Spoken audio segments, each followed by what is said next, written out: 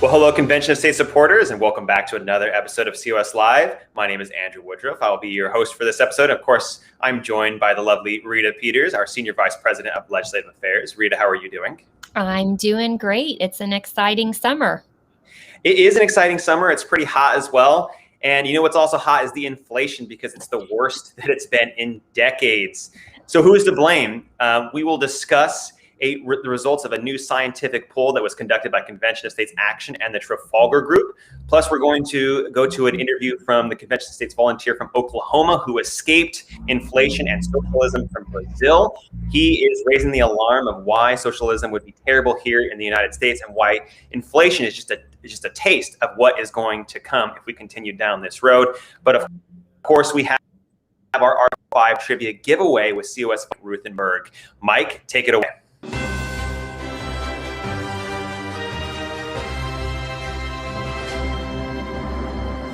All right. Thank you, Andrew. It's the start of another day of Facebook Live. I'm glad to be here with you guys.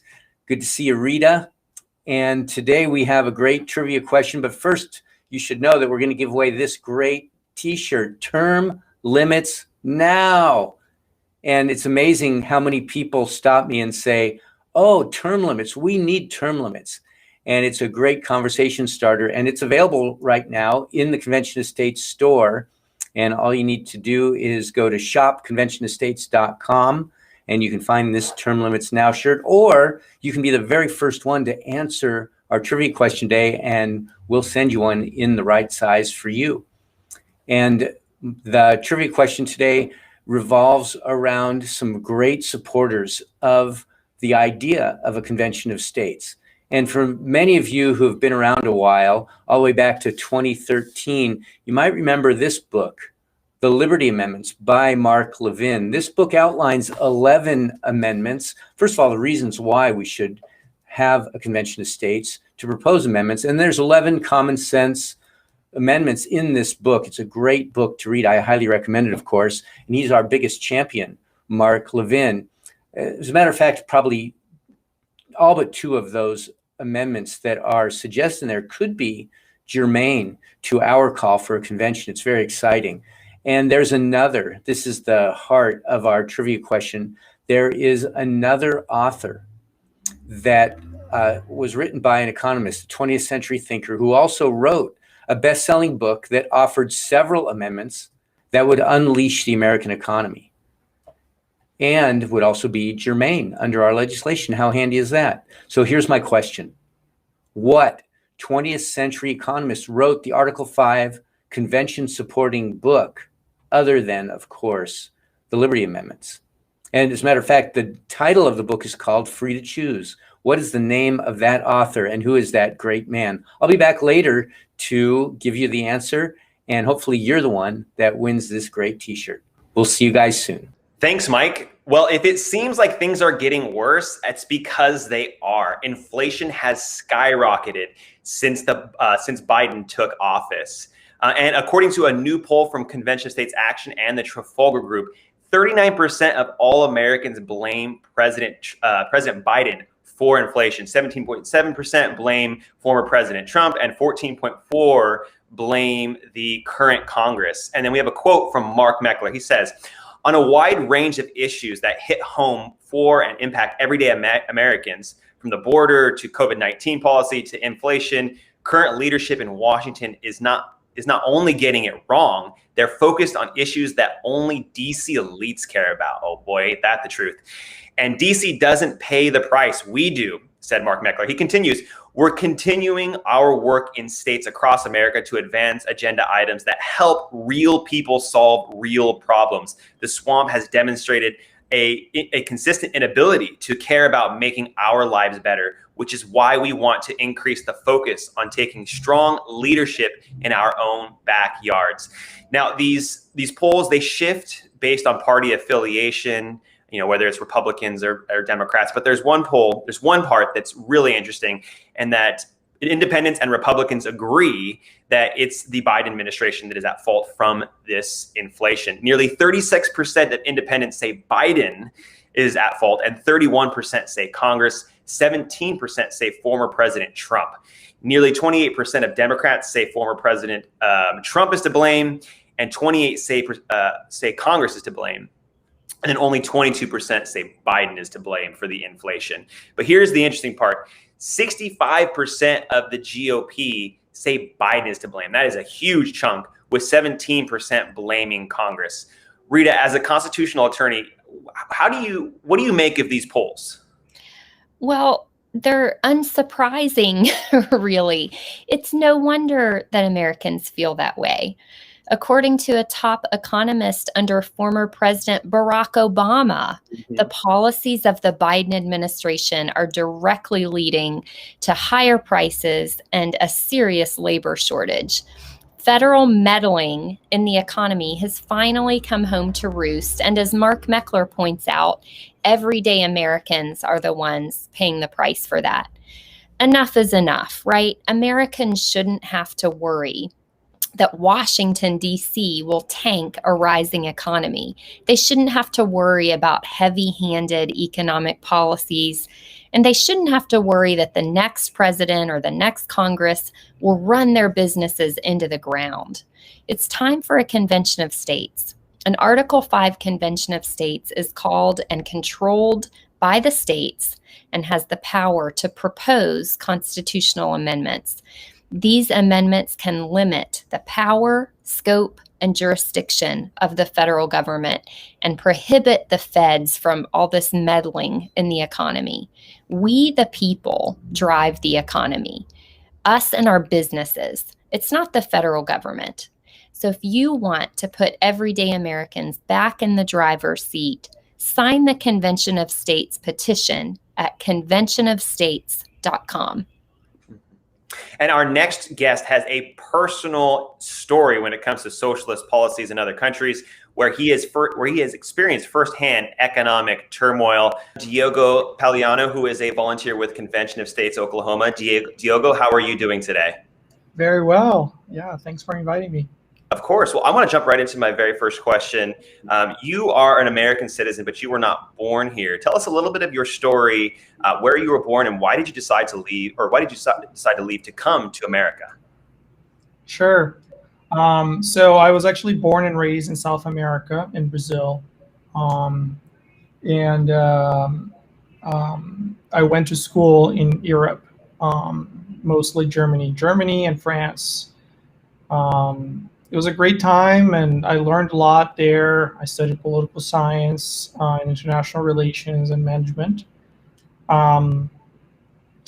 But I realized that America is the last place really on earth that we're able to live and fight for, the traditional values of this civilization, of the Western civilization, which is ironic given the fact that for thousands of years, Western civilization was centered around Europe. But the decay in values, from both a economic perspective with socialism, but also, and most importantly, on a cultural level, with all kinds of modernist, ideological diseases. Really, the United States is the last place where we can still fight. And so I came here 5 years ago, and proudly became a U.S. citizen last year. That's really interesting. And, your comments remind me of something President Ronald Reagan once said, something like, if we lose freedom here, there's nowhere else to run. This is the last stand on earth. So I'm wondering, are there things that you witnessed in Brazil or Germany in society or in government that you can see creeping into American society today? Absolutely. So, it's two instances, but they go hand in hand. It's economics and culture, right? We know that politics is downstream of culture. So it starts there with, kind of this modernist idea that, we need to free ourselves from everything, starting with really centuries ago with the king. America was founded upon liberal values, but then America was also founded on. There was no doubt at the beginning of the republic that it was a Christian country, right? And the idea was, this constitution, this polity, the structure of the government is minimal, is simple, so that everyone can live freely their moral lives. What we see in Europe and other parts of the world, to a lesser extent in Brazil, is a total decay in culture, a radical a radical defense of failed ideologies that have been with humanity forever, like hedonism, like relativism, the belief that you should just have pleasure, and all cultures are the same. There's no differences. There's no right and wrong. In your book, Rita, you talk about how relativism is a problem, and we talk about it here in the United States. We see this decay in many spheres of our culture here in the U.S., media, universities, and other institutions. But out there in Europe, it's not just in certain spaces. It's everywhere. I was shocked. I remember when one of my good friends from school, from university, one of my classmates, who called himself and is a Christian, and yet it's not that he was defending relativism. It's beyond that. Relativism for him wasn't just a concept. He simply had internalized it to such a great degree because he was born in a culture that generations ago adopted these values, that he could not understand the concept of truth. He couldn't. And that was a smart guy. And it's crazy to us to imagine that, because even the most radical theorists here in America seem to still grasp what they are fighting against, what they want to destroy, which is our traditional Judeo-Christian values. In Europe, they don't even understand their own roots anymore, and that is the saddest thing. So then tell us, why did you decide to join Convention of States here in the States, and how did you hear about it? How did you come across Convention of States? Sure. Yeah, I've been asked a lot how I heard about it, and a lot of people heard from radio commentators and others. Honestly, I don't know. I heard about Convention of States years ago, certainly somewhere online, back in 2018. I hadn't gotten engaged very much with the organization because I was not a U.S. citizen yet. Even though I believed in those values, and I came to America because of the values, the traditional American values. What I like about the Convention of States is that it's a group that is looking at those two facets that I talked about. So on one hand, looking to restore America from a political perspective, restoring the republic as it was envisioned by our founding fathers, right? So a weak federal government, and then many different states that have the power to decide, and really the power is as close as possible to the people. And we even had examples back in the day of the founding of initial days of the republic, of people who disagreed with their state or who were persecuted, and then they went and formed different states, started different states. That was beautiful, and that's something that we fight for. But at the same time, the Convention of States movement project it's a grassroots movement that is not just looking at that end goal, that political end goal, but looking, as well to create a discussion, create a debate at the grassroots level, so that everyone gets engaged and starts discussing about, what are the values, what are the, critical elements of our culture that we want to maintain, right? That we want to conserve. So I find that really important, and that's why I joined. At Convention of States, we know that elections are really important, but we also understand that they have their limitations. They can only do so much. And that's because the system itself, the structure, has been broken over the years by an activist, out of control judiciary, by the deep state bureaucrats and career politicians. So I'm wondering, when we get to 34 states and get to convention, what solutions do you hope would come out of our Convention of the States? Thank you, Rita. So, the Convention of States, really, the way it's proposed is very limited, and it's all about giving more freedom to individuals.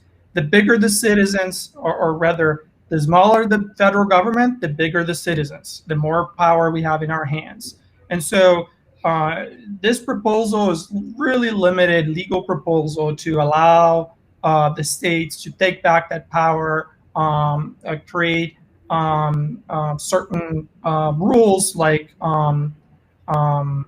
limitations in mandates, and limitations in spending, so that the federal government has less power. But the most important thing, I think, and this is going to be the process to get into that convention, and also the amazing cultural phenomenon that the convention itself will be, is the impact that it will have on culture, right? The discussion that is going to be, what is the soul of America, right? And I'm very optimistic, because this country, like I said, was founded on liberal values. If you think about it, there's no other place on earth that was that has values like "e pluribus unum," right? I can only have become an American because of this value. I could never become a German, even though legally there are some. It's very hard, much harder than in the U.S. for you to even legally become a citizen in some of these countries. In some of them, it's impossible. And so it's not about bringing America back to this 18th century, but it's reminding Americans of the values for which we stand. And I'm very optimistic, because these values are very much alive in the memories, even though they're a little buried in some cases, but they're still here. The American dream is still here. And more we see that the people who really value these ideas are feeling like they are a minority here, unfortunately. But so was the minority that founded this country. They had to leave. They had to start a new country. They had to fight for it. And so I think this message of it has to be a message of hope.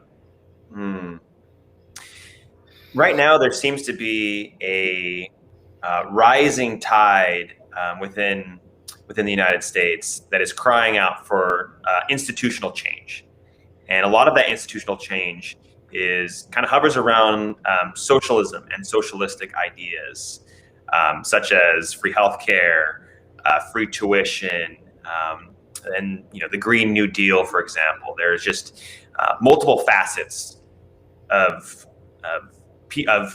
this idea of changing the institutions within the United States. So looking back at your previous experience living in Brazil, living in Germany, why do you think ideas like that, why do you think socialism is a dangerous path to go along?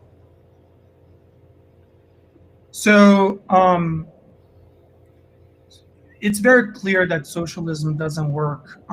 It's funny to me that we are even having that conversation. Should we have socialism or not? It has never worked anywhere. It doesn't work. And the reason it doesn't work is that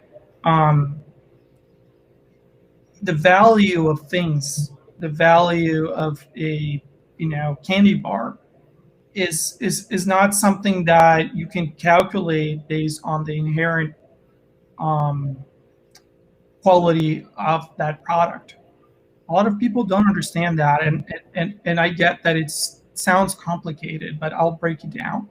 Um, you can, for every product that you have in the world, whether it's food or painting, the value of that object can only be determined by the subject. It's the subject value that you or me or anyone who wants to have it will pay for it. It's a painter can spend 100 hours on a painting, but it can be worth nothing, or a writer on a book. So it's not the work that you put into that will determine the value.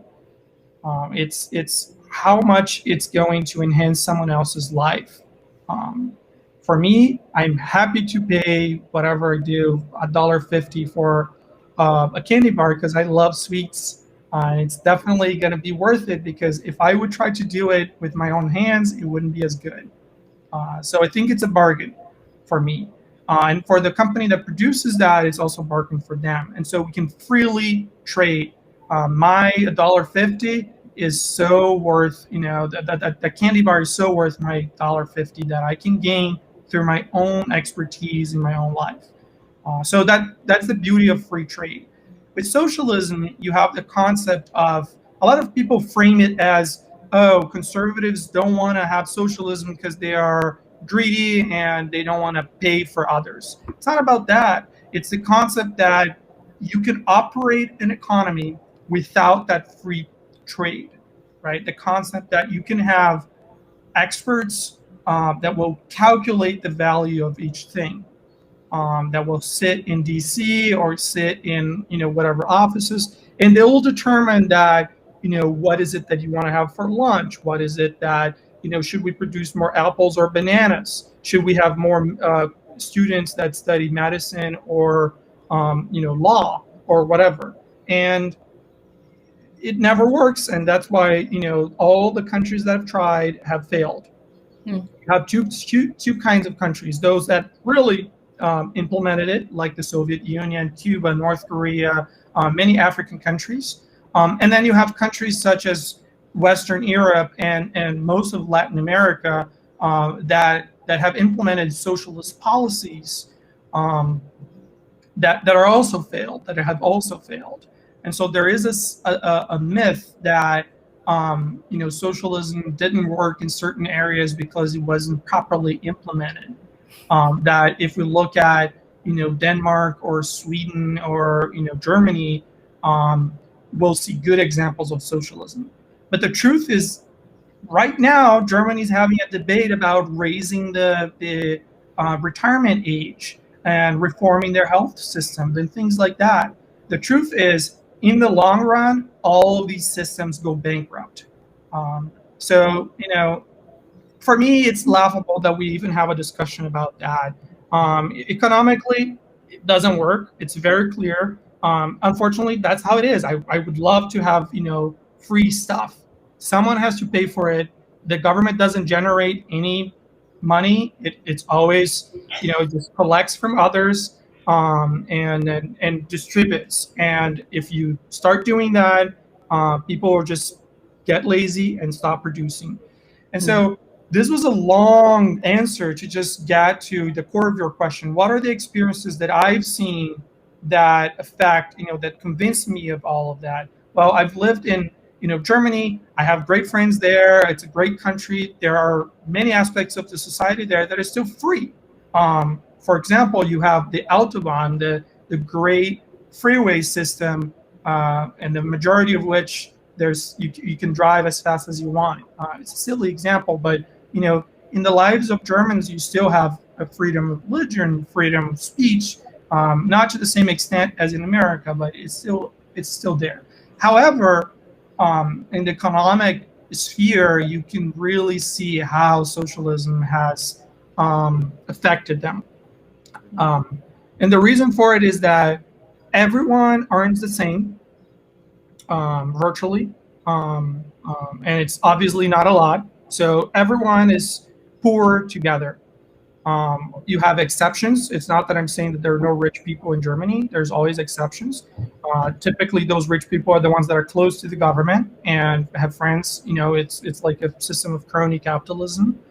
But the majority of people, they are sort of enslaved by this system, because you can't just say, oh, I'm going to move to another state. I'm going to move to another country. You don't have any money because you depend from that government.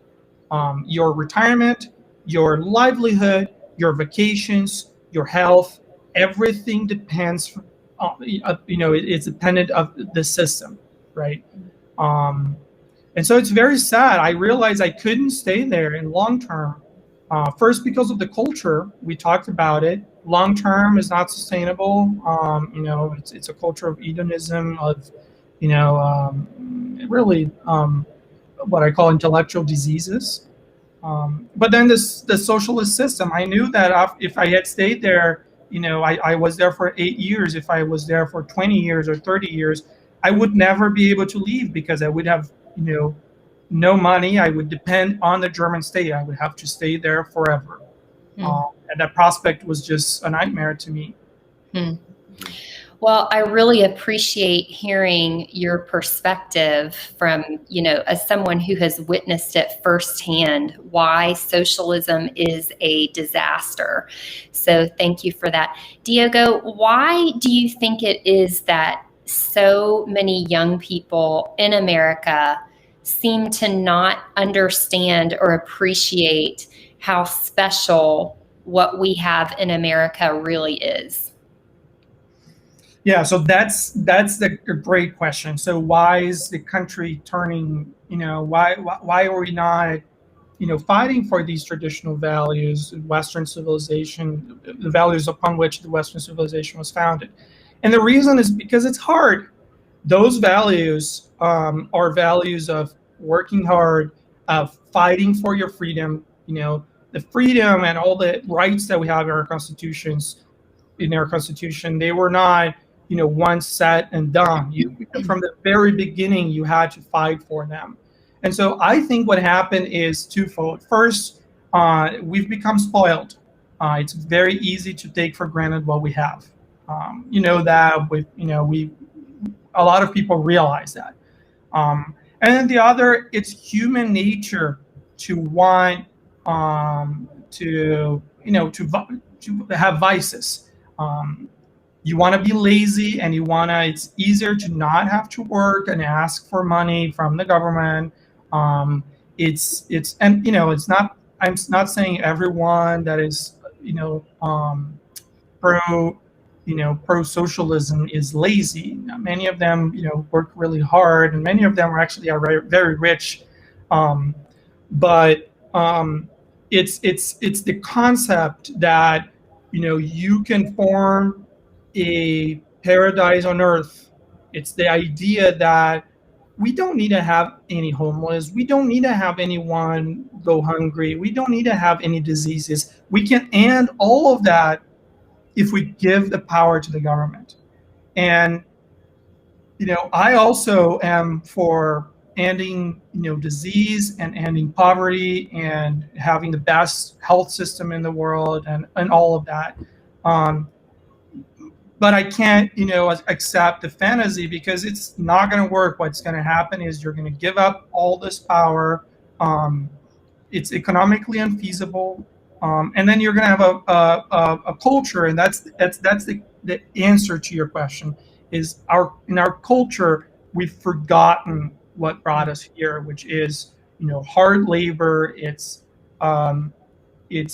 free enterprise. It's a free market, not only of goods and services, but of ideas, right? And so the free speech, all those values that allow the civilization to thrive.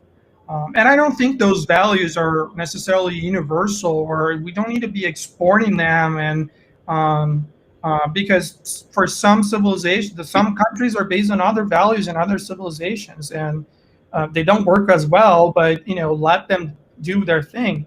But here, those are the values that work best here, that allowed us to, have the most, economically and technologically advanced civilization on Earth, and that works for most people. And so, for us to have less poverty and less and better health and better education, we need to restore those values. Unfortunately, our education system is also broken and keeps teaching the ideas that are not American, that are really imported from places like Germany, like I used to live, like France, and so it's unfortunate that we are importing these ideas and also generating some really un-American theories like critical race theory and all the other branches, current branches of Marxism. Mhm. So, Diogo, your state, Oklahoma, was the 7th state to pass the COS resolution, which would propose term limits, fiscal restraints, and also limitations on federal overreach. Why do you think it's important to continue activism and building a grassroots army within Oklahoma as we work towards that 34-state threshold to get to a convention? Great, extremely important. Anyone who thinks, oh, my state, we already passed the convention, nothing else to do, or not pass the convention, pass the legislation that will call for a convention. That's not true, because it's not just about having this convention and then once we have it, it's all, the world is going to be perfect or the country is going to be saved.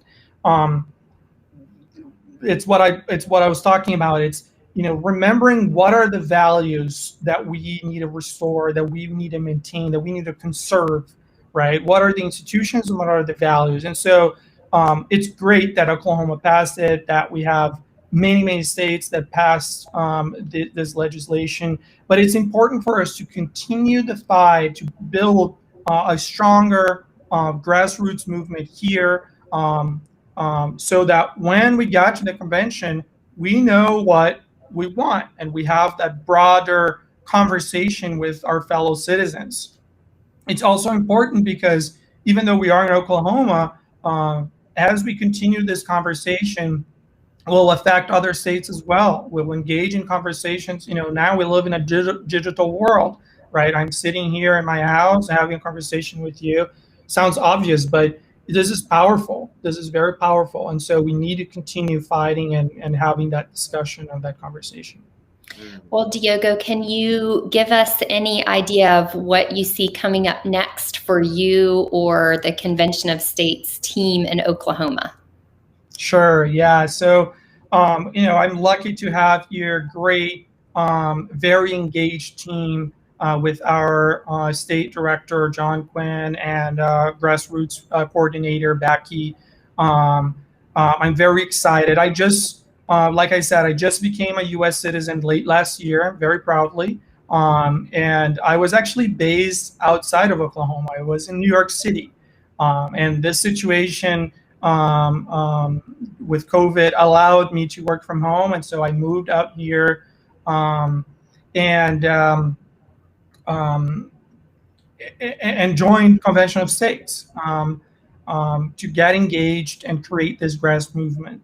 Or to continue strengthening this grassroots movement. And so my plan is to start small with friends and family and engaging with organizations here locally, church, because that's the strongest movements on earth, whether it's in a democracy or not, are real grassroots movements. We all have the power to change someone else's lives by teaching them, certain values that will make them happier. It sounds cliche, but the values of the traditional values of understanding that you're not alone, that God is love, that we should love our neighbors, that we should respect our fathers, our parents, and our forefathers. Those are all values that make someone live a happy life rather than hedonism and drugs and free sex and all these values that that the left really advocates for. So those are my plans. Great. Well, Andrew, before we close out, I almost forgot, but we should give Diogo and the Oklahoma team another shout out for their huge legislative win this year in extending their COS resolution indefinitely with the Dr. Tom Coburn legislation. Yeah, that was very important. And it's thanks to grassroots supporters in Oklahoma who are continuing with this movement, even though they are a past state. And it goes back to what you were saying, Diogo, that you have to continue grassroots activism, that you're not finished once you pass a COS resolution in your state.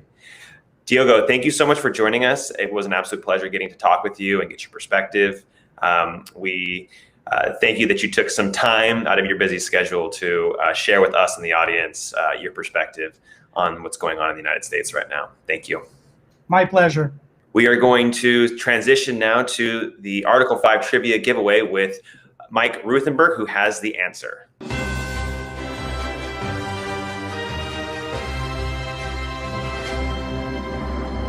All right, Andrew, I'm back. Great show. Thanks so much for covering the ground that needs to be covered today. I love the fact that you guys are right at the very cutting edge of the news.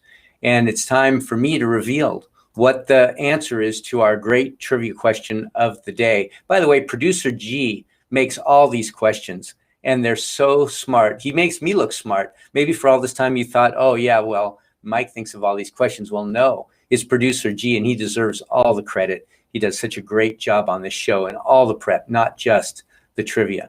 So if you recall back to the beginning of the show, or maybe you weren't here, you got a little bit busy and didn't get here, but many of us remember that one of our greatest champions was Mark Levin, and he wrote this book, The Liberty Amendments. Again, I recommend you read it if you haven't read it before. And we're giving away one of these term limits t-shirts to the person who answered this question first at the COS store. Remember, you can go there if you didn't win and get it from Convention of States. Boy, I forgot. Well, you can definitely go to conventionstates.com/store, or you can go to shopconventionofstates.com in order to get a shirt. But in either case, there was another 20th century thinker that wrote a best-selling book that offered several amendments that would unleash the American economy. How nice would that be right about now? But they would also be germane to our call for a convention under our legislation. And the answer to that, the name of the book was Free to Choose, and the author, the great Milton Friedman. I hope you remember Milton Friedman, what a great economist he was, what a great conservative thinker he was. And he also wrote a book that is supporting Convention of States, or the Article 5 idea and movement. So there's your answer for today. Now back to you, Andrew, and Rita to wrap it up. Thanks, Mike. Well, look at the rising prices. Look at the economic turmoil that we are experiencing right now. It should be unsettling, but know that there is a plan. Even though we're seeing rising inflation, even though we're seeing lost jobs, and we're not seeing the economic recovery that we want to see, the solution is still an Article 5 Convention of States. It's not just showing up every 2 to 4 years to vote in a presidential election cycle. No, getting the right office is not going to this problem. The next person in office is not going to be able to restore the republic. It's going to take you, it's going to take me, it's going to take us. We the people are going to restore the republic by calling the very first Article 5 Convention of States. This is the solution as big as the problem. And the best part, the founders gave it to us in Article 5 of the Constitution. Yes, we are using the Constitution to save the Constitution. And we are hard at work trying to equip American men and women to reclaim their self-governance by calling this convention, where we could limit the size, scope, jurisdiction of the federal government. Term limits will be on the table. Fiscal restraints will be on the table. There'll also be reduction of the federal government's jurisdiction. That will be on the table as well. So make sure that you join this movement. We need you. we the people engaged in this fight for liberty. One of the most amazing positions within Convention of States is the district captain position. This is an essential role that we have at Convention of States. And if you are ready to take the next step, if you're just like, all right, I've been watching Convention of States, these Facebook Lives, I've been checking in and seeing Rita and Andrew talk about this solution, but I want to do something more. Well, go to our Take Action page at conventionofstates.com, become a district captain. District captains are the backbone of this movement. They are the on-the-ground soldiers who are forwarding the cause of liberty. Make a difference by becoming a district captain. And also share the petition. Sign the petition, share it with your friends and family.